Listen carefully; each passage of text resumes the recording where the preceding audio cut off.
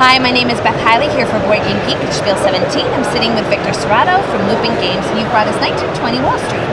Exactly, that is our new release for this year. It follows the series of 1911 we released last year, which tried to be medium games in a small box that follow different events in the 20th century. In this case, what we have is an economic game. It's a light economic game where players try to earn money selling and buying shares of different companies until in 1920 there was the first bombing in history, and it would represent the trigger at the end of the game. All right, take us through how we're going to buy some companies. Okay, so what we have here is a setup for 4 players.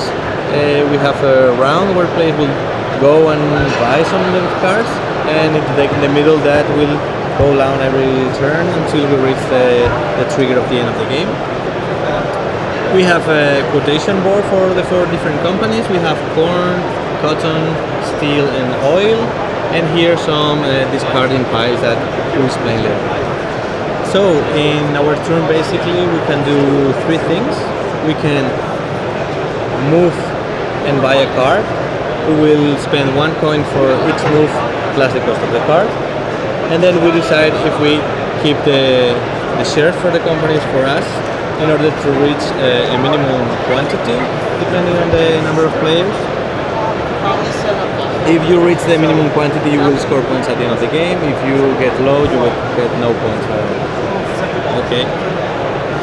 The other option you have when getting a card is, instead of buying it, you can discard in any of these 3 piles.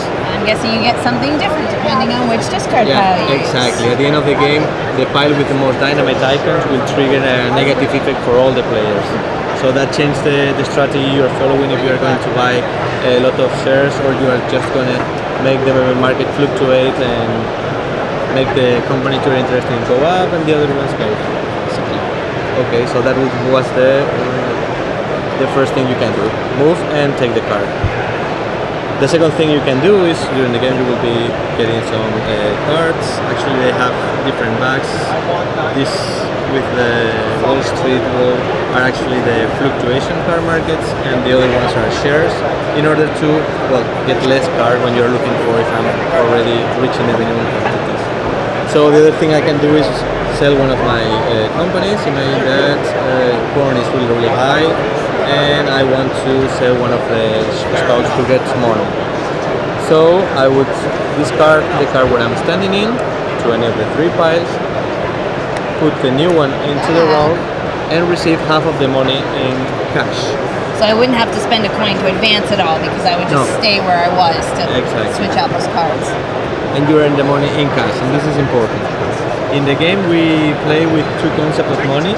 We have fixed capital, so for each turn we have 4 coins available always, so when moving and spending, if you are below 4 it will be for free, and if you are over you can always pay in cash.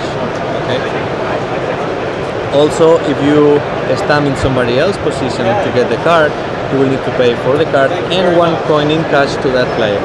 So you won't have much cash in the game, but I was going to say, the fact that you don't provide a lot tells you money's pretty tight in this game. Exactly. At some point, if you need to spend some cash that you don't have, you're forced to take a loan, which will give you $5, but it's 8 negative points that you won't get rid of in the whole game. Okay. And the last thing you can do in your turn is actually spend 2 cash in order to increase your capital for future turns and have more flexibility. That's basically it. You will be playing rounds and earning cards, suffering to reach the minimum quantities, and now we can explain a little bit how the different events affect the game. Yeah, I'm going to pull this up to the middle here. So at the end of the game you will have basically here 3 piles with the dynamite icons. So whichever one has the most dynamites is going to trigger. There are cards with 2 icons, one with 1, or some has none of them. And we will trigger. In the first case, the gold cards, which are wild cards in the game for fitting the materialities, won't work as wild cards, and you just get 3 coins. In the last one, you will count 1 share less for each company, so you actually need 1 more in order to reach that. And the last one will evaluate all the companies to have. Okay. In the case of a tie, nothing happens, and you just score normal. So at the end of the game, you will have a bunch of different cards, trying to make sets to fulfill the better you can. If you reach the minimum, to multiply the number of cards you have by the value of the company, and also